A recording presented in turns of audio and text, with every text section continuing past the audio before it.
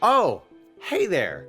All right, you got me. I'm here. We're gonna talk about Nintendo's eShops for a third and final time. Why? Well, a couple of reasons. But before I get to those, just like my 3DS eShop video, if you just want to jump ahead to see the games you should get on the Wii U eShop, then you can just go to this timestamp right here. Now then, for those of you who didn't time travel, hey, thanks, I appreciate it. It's been about 2 months since Nintendo's tumultuous tweet about shutting down the 3DS and the Wii U eShops. After that tweet, I went ahead and made the 3DS eShop video because I had already made a Wii U eShop video months prior. However, looking back at it now, not only did I miss a ton of games, which I knew was going to happen, but I don't really feel like it lives up to the same standards as the 3DS eShop video. The 3DS video covers nearly 50 titles, but the Wii U one isn't nearly as in-depth. However, on the flip side, you all have left a ton of amazing comments with what games to get. So, combining your comments and my own research, I figured I could make a Wii U eShop video that was up to the same standards as the 3DS eShop video. Secondly, a lot of you have just asked for this.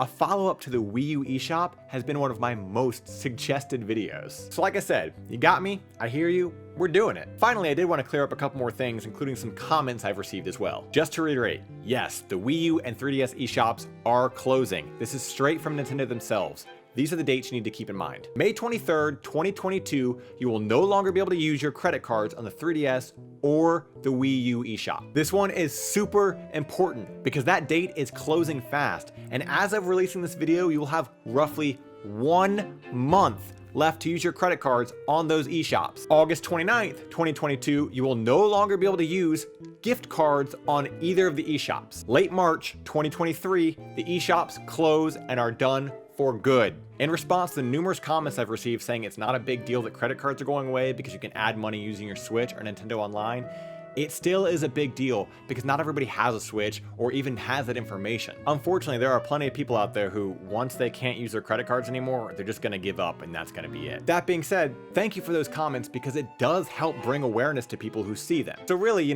be friendly if you're gonna help people, but also remember, not everyone's like a super nerd like you or me. Now then, on to the games. Like the 3DS video, I'm going to provide timestamps to the specific types of games so you could just jump straight to the content that you're the most interested in. So feel free to jump to any of these timestamps here or click on the chapters down below. Keep in mind, I'm not going to be mentioning any game that I've already talked about in the previous Wii U video because that would just be redundant. So first off, I think it makes the most sense to start with the Wii U games. Dr. Luigi, a spin-off of the Dr. Mario series. This came out in 2013 during Nintendo's famed Year of Luigi phase. If you like tile matching puzzle games, be sure to scoop this one up. It has 4 different modes, including Operation L, which has L-shaped pills to mix up the formula, Virus Buster, which makes decent use of the Wii U's touchpad, Retro Remedy, being the most straightforward classic way of playing, and multiplayer, which can be done both locally and online. Keep in mind though that for games like Dr. Luigi, the online multiplayer probably won't be supported for too much longer because,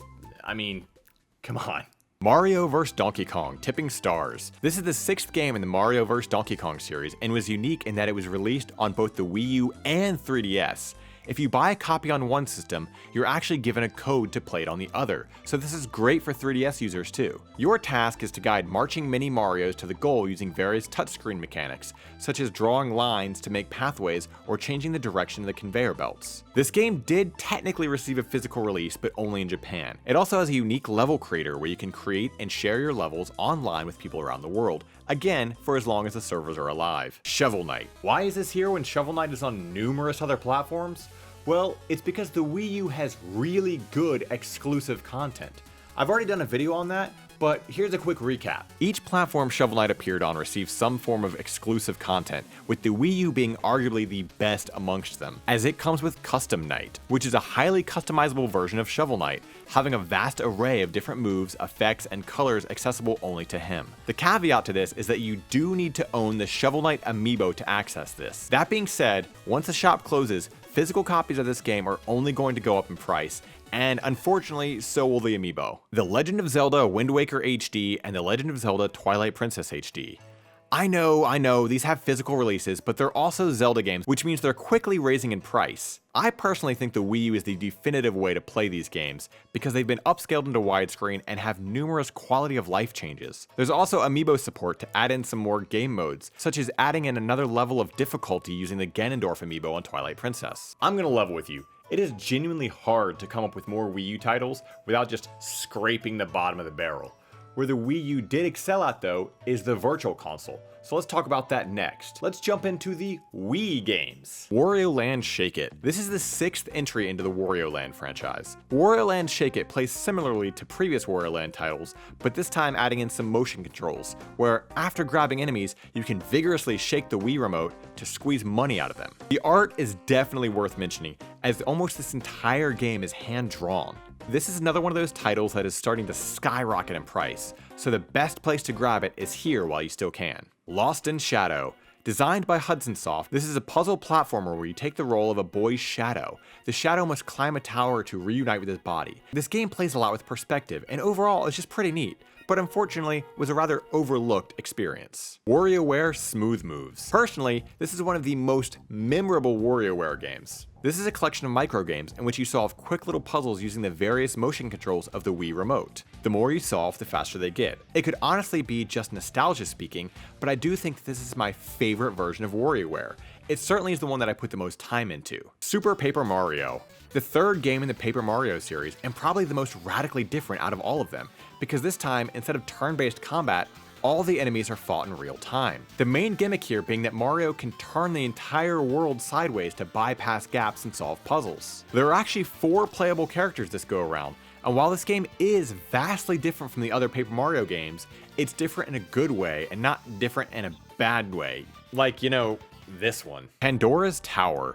This is an action RPG taking place in a location called the Third Towers. You must navigate these towers, solving puzzles to break chains to eventually take on the Masters, which are the game's bosses. Your main weapon is rather unique in that it's a chain that can be used in multiple ways, such as tying up and binding enemies, and can even be used as a grappling hook. The art style is similar looking to games such as Shadow of the Colossus and Ico, but with its own charms as well. This is yet another rare Wii game that once the eShop closes will only be available in very expensive, hard to find physical copies. Metroid Prime Trilogy. You know, rumor has it that in the next 20 to 30 years, we'll actually be getting Metroid Prime 4. That gives you plenty of time to play through the original 3. Metroid Prime Trilogy is 3 full games, and is yet another title that is really expensive to try to grab a physical copy of. Now, I wouldn't be surprised if to satiate the fans, Nintendo eventually releases this on the Switch, but at the same time, if they don't, then, well, good luck finding it if you didn't grab it on the Wii U. The Prime series are different than your standard Metroid games in that they are all from the first-person perspective, but don't let that turn you away either, because for all intents and purposes, they still feel very much like a Metroid game. Maybe Metroid Dread was your first Metroid game and you'd like to go back and experience some other ones, then definitely give this a go. Alright, onward to DS games. Mario & Luigi Partners in Time. The sequel to Mario & Luigi Superstar Saga for the Game Boy Advance. Don't worry, we'll get there. This is another Mario-themed RPG. The gameplay is similar to its predecessor, but this time you control 4 brothers in total, being Mario and Luigi as well as their baby counterparts. Being a DS game, it used both screens pretty well. Oftentimes you might have control of one party on the top screen while having control of the other party on the bottom. In this game, they removed the Bros abilities in favor of Bros items, which serve a similar purpose, but it did leave me missing the original Bros moves. While I do prefer Superstar Saga to this, it's still a pretty fun experience if you like that series of games. Mario 64 DS. What? Why? Well, because I think Mario 64 DS is the best version of Mario 64. And while physical copies of that game were a dime a dozen for years, it doesn't mean that everybody playing games nowadays has a 3DS or a DS to even play it. This is a completely revamped version of Mario 64. The graphics are better, the gameplay has arguably been improved, and there are 4 playable characters this go around. Right off the bat, you actually start the game as Yoshi, who plays quite a bit differently than Mario, even being able to make use of his tongue and eggs in 3D. As you explore the castle, you can find and rescue Luigi, who comes with his much higher jumps and slower propeller spin backflip. Wario, who excels in strength, shown by when he punches Goombas into the ether, and of course, Mario, controlling much how he did in the original. You can even find and wear hats to transform into the other characters as well. They've added more rooms to the castle, more rabbits to find, mini games, and an additional 30 stars. Again, to me, This is the definitive Mario 64 experience. Next up is the Pokemon Ranger series. There are actually 3 Pokemon Ranger games. The original, simply titled Pokemon Ranger, the sequel, Pokemon Ranger Shadows of Almia, and the third installment called Pokemon Ranger Guardian Signs. These play radically different than the base Pokemon games in that you don't permanently capture Pokemon, but instead capture them temporarily using the stylus. Drawing circles around the Pokemon weakens them, but Pokemon can also attack the stylus or flee from it. The Pokemon you capture aren't used for battling, but instead used to progress through regions of the map. If you like the idea and the world of Pokemon, but maybe not the turn-based combat of the originals, then give this one a try. Pokemon Mystery Dungeon, Blue Rescue Team, and Explorers of the Sky. More Pokemon games, but another different formula. In these games, you take the role of a Pokemon and take missions in randomly generated dungeons. It's technically turn-based, but everything happens much quicker than your standard Pokemon battle. Every time you move or take an action, the enemy can also do something at the exact same time. Blue Rescue Team was actually remade on the Switch as Pokemon Mystery Dungeon Rescue Team DX, so if you're put off by the art style of the original, you can always give that one a try as well. Alright, let's move on to Game Boy Advance games. Now keep in mind, I did mention quite a bit of GBA games in my last Wii U eShop video. So if you don't see me mentioning one here, it's entirely possible it's because I already brought it up in that one. Mario and Luigi Superstar Saga. This is probably my favorite of the Mario and Luigi games. Maybe I'm just a sucker for nostalgia, but one of the best things about this game is that it takes place in an entirely different kingdom, being the Bean Kingdom. Stepping outside of the Mushroom Kingdom and all the typical sights and tropes that you're used to in Mario games really helps this one stand apart from the rest. It features turn-based combat, but it's more action-oriented than you would expect. There are timed hits and action commands for each of your moves and special moves, allowing them to do more damage. And when enemies attack, you can react by smacking the enemy with a hammer to stop them, or jump the attack entirely. I do realize that this was remade on the 3DS, but I just prefer this version. It's more vibrant, doesn't have those muddy, watered-down colors that the 3DS version has. Kirby Nightmare in Dreamland, a remake of Kirby's Adventure on the NES, which in itself was the second ever Kirby game, being the first to introduce Kirby's copy mechanic. The game is split up into numerous stages filled with various levels, all represented through a large map full of doors that Kirby can go through to enter each level. Again, I'm probably a sucker for nostalgia, but this is my favorite Kirby game. It still has a decent level of challenge to it if you're trying to 100% it, but is also just easygoing enough for anyone to enjoy. Also, it has a playable Meta Knight mode, so that's pretty cool. Klonoa Empire of Dreams and Klonoa 2 Dream Champ Tournament. There are quite a lot of Klonoa games, and it just so happens that there are 2 on the Wii U eShop. These are puzzle platformers that lean a bit more towards the platforming action side of things than, say, the Mario vs. Donkey Kong games. As in this, you control Klonoa directly. This is a series beloved by a lot of people, but also undiscovered by many. If you've seen the trailer for Klonoa Fantasy Reverie series coming out on Switch and wanted to play some of the earlier games, then give these a shot. You still with me? Or did you jump here from the timestamps?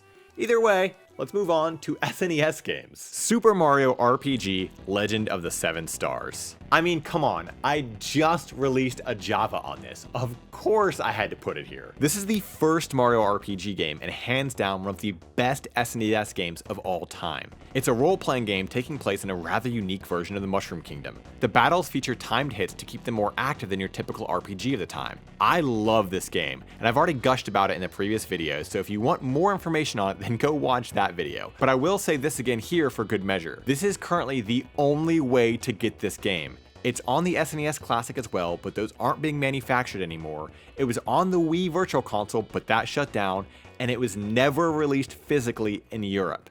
So if you're in that region especially, definitely get this one. Donkey Kong Country 1, 2, and 3. If you've seen my 3DS video, then you know that I mentioned these games there too. But I'm putting them here because not everyone who owns a Wii U also owns a 3DS. Also, I realize these games are on Nintendo Switch Online, but again, like I've said in the past, we don't own those games, we're renting them. It's just a subscription service. So once it goes away, so do the games. These are all-time classics and are tried and true as you can get for representation of 90s era platforming. The music is absolutely top-notch, and the unique art style looks great too, even today. Harvest Moon, the farming simulator that started it all. If you've ever played the later games, or maybe you've dabbled around with Stardew Valley and wanted to see where the inspiration for that came from, pick this one up. It's pretty basic compared to how far the games have come since, but it's still a nice, calming farming simulator. Growing crops, tending to animals, you know, things that would otherwise be incredibly stressful in the real world, boiled down to a nice, convenient, calming experience here. Axlay. On the complete opposite side of the spectrum from Harvest Moon is Axlay, a scrolling shooter that houses both vertical sections as well as horizontal. This was actually spearheaded by the same producer who made Super Castlevania 4. Not that the gameplay is in any way similar, I just thought it was neat. This is essentially an arcade shooter acting as a combination of Gradius and Life Force. If you're into scrolling shooter games in that vein and haven't tried Axelite yet, now's your chance. Before we get into N64 games, I did want to quickly address why I didn't put games like A Link to the Past and Super Metroid or Super Mario World on here. And honestly, it's because those games aren't really going anywhere. I can almost guarantee that no matter what new console Nintendo releases, they will find a way to resell us their most popular first-party titles, because they've been doing that for decades now. And then we're all gonna buy Super Mario Bros. For the 50th time while cursing Nintendo for doing this to us. Meanwhile, games like Donkey Kong Country have a bit more red tape that maybe one day Nintendo just doesn't want to deal with, so they don't re-release it. So that being said, of course, go buy those games on the Wii U if you're so inclined to do so.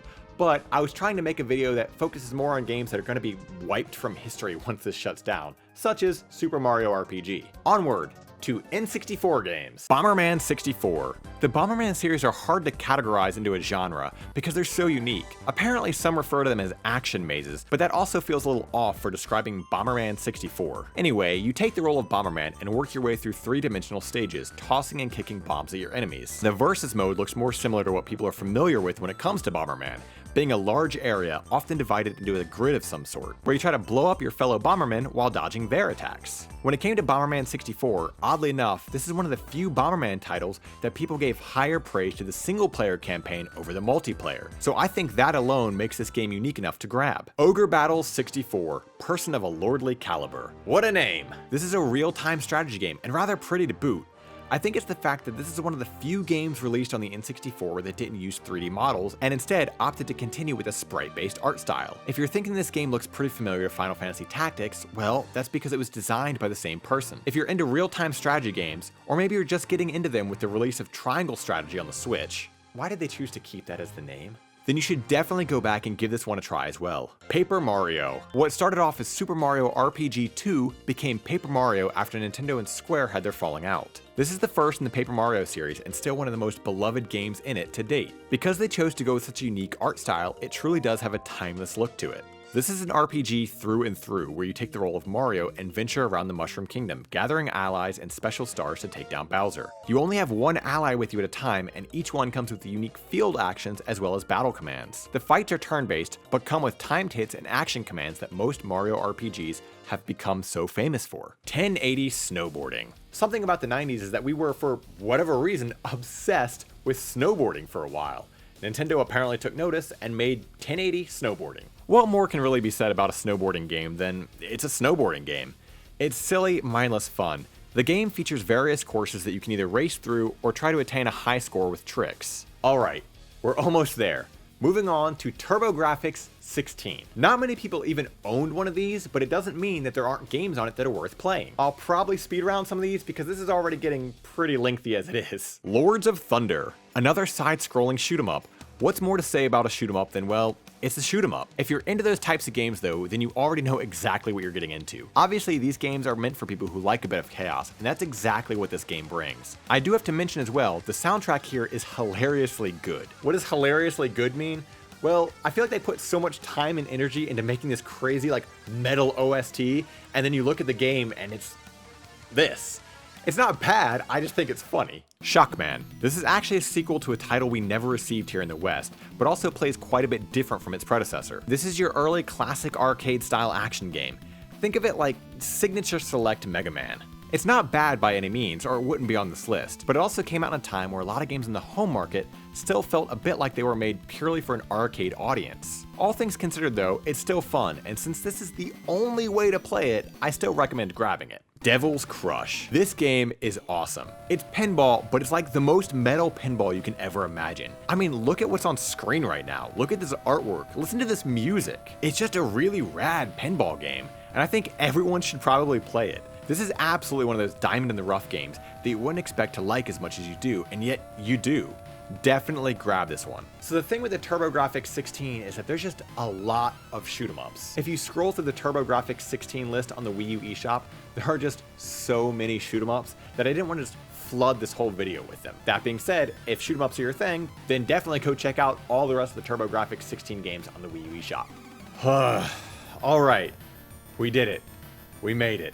So like I said on my first Wii U video and 3DS video, I know I missed a ton of games, because honestly, I can only fit so much in a video because I want to showcase each game.